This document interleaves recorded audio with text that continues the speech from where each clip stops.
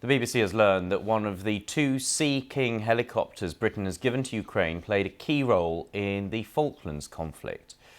Let's get more now from our diplomatic correspondent, James Landale. What more do we know then, James?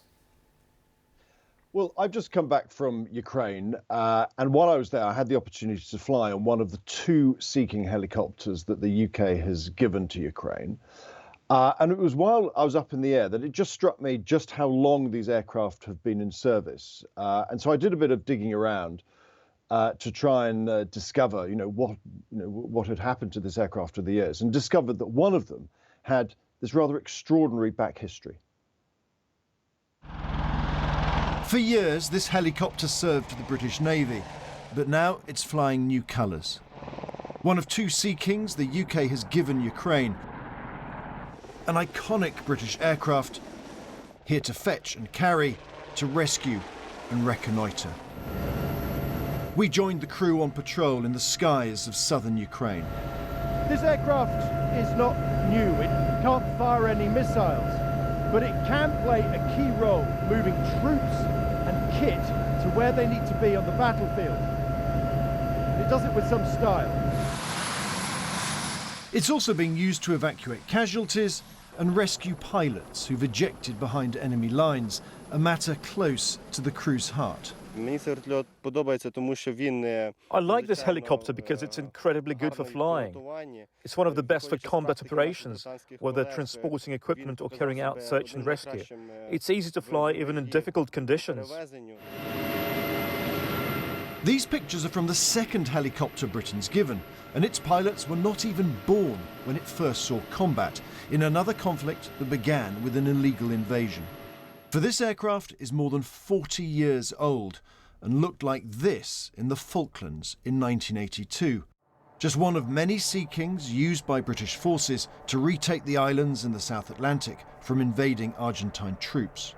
It's a wonderful aircraft, a hugely flexible aircraft, great capability. You can do almost anything with it. The man who flew this helicopter in the Falklands said it played an historic role, taking the British general to Port Stanley to accept the Argentine surrender.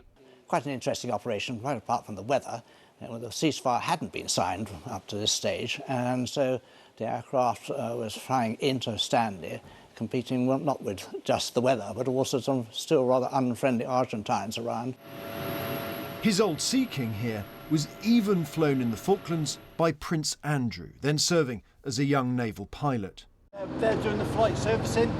In a hangar in southern England, a third Sea King is being prepared for war, and Ukrainian naval engineers have been trained to keep it flying.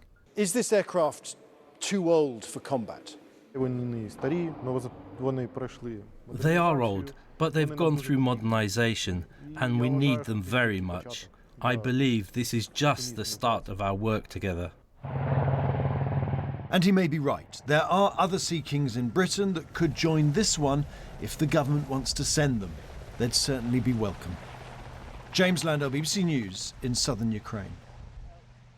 These aircraft, are not going to change the balance of the war in Ukraine. We're only talking about a couple. As I said, there's a third likely to be on the way shortly.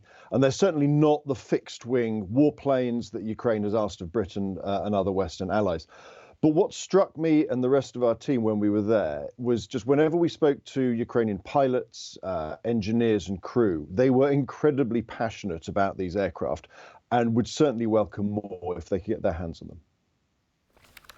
OK, James, many thanks indeed. James Landale there, our diplomatic correspondent.